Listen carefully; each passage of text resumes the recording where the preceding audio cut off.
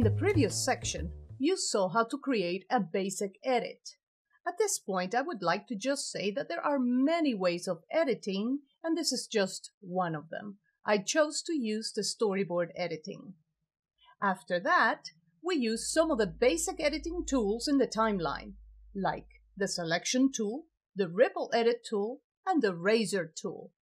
Now, I would like to go over some of the other tools that we may be using in our editing.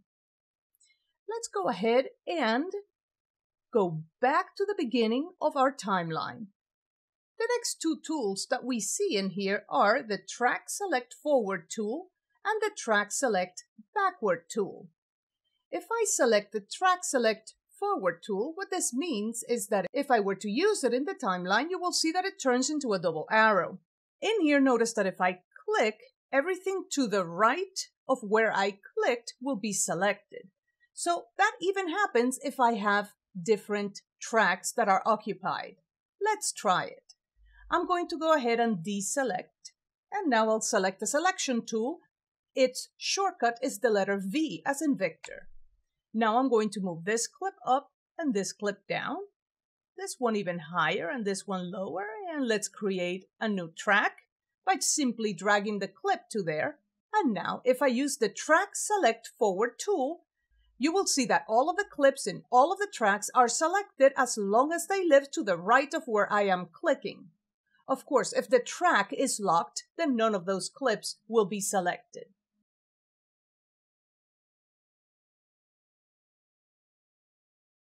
But what if I just want to select one of the tracks? Well, I would have to use a modifying key. If I press and hold the Shift key, notice that the double arrow that was the display of my tool in the timeline turns into a single arrow.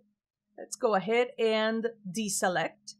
And now a single arrow, press and hold the Shift key, and only that one track is selected, and I happen to have just one clip in that track.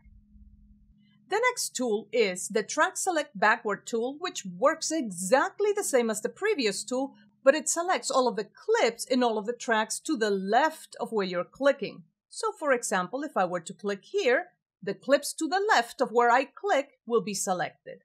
The modifying key is the same, which is the Shift key. If I press and hold the Shift key, then only one track is selected. The next tool is the Ripple Edit tool. We already saw that. I'm going to place these clips back into a single track. The Rolling Edit tool is going to make one clip longer and one clip shorter by exactly the same amount of frames. As I click on the edit point and I move left and right, you will see the display in the program panel telling you what the end frame of the previous clip is and what the first frame of the new clip is, and of course both of them change at the same time depending on where I move.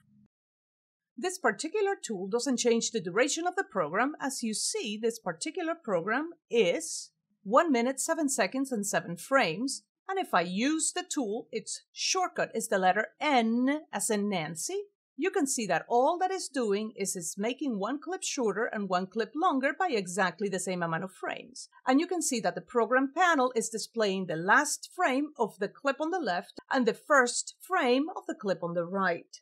This is a very good tool, especially if used during multicam or when you have to time something exactly to audio and it's not quite there.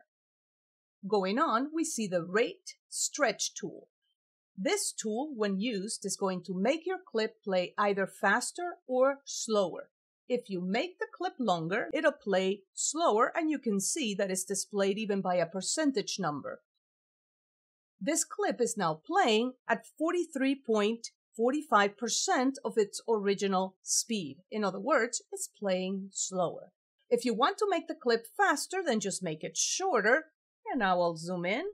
And you see that this particular clip is now playing at 230.55% of its original speed. In other words, it's playing faster. If you want to be more precise with your speeds, then I recommend using the speed menu. If you right-click, you can go to Speed and Duration. When you go to speed and duration, this particular panel opens up and you can change this speed number to whatever you want. 100% if the native speed of the clip. There you go. Its shortcut is Control-R, Command-R on the Mac. If I play it at 50%, it plays exactly twice as slow. I'm going to undo and open this back again. You can see that you can reverse the speed, you can maintain audio pitch, and you can ripple edit, shifting the trailing clips. More on that in just a little bit. Let's talk about reverse speed. In the past, we had to type -100% to make the clip play backwards. Now we don't need to do that. All we need to do is check this, and now the clip plays backwards. Maintaining audio pitch, it uses an algorithm to maintain the audio pitch if you're playing slower or faster. Naturally, if we slow down the clip, the pitch is going to get lower, and if we speed it up, the pitch is going to get higher. What this does is that it maintains the same pitch throughout, whether it's faster or slower.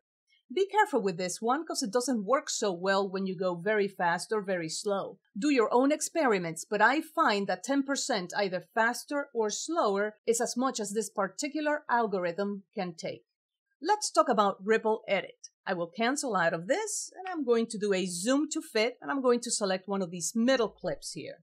If I want to make the clip slower, and I will make it say 20%, it's going to be 5 times slower. If I were to click OK, my trailing clips, in other words, the clips to the right of the selected one, did not move to the right. In fact, the duration of my clip did not change, and my clip is now just playing 5 times slower. I will undo that and go back. This time, I'm going to ripple edit, shifting trailing clips, and I'm going to change this to 50%. Once I click OK, my clips move to the right, and of course, because I'm playing twice as slow, my clip is now twice as long. In the next section, we're going to cover the rest of the tools. See you then.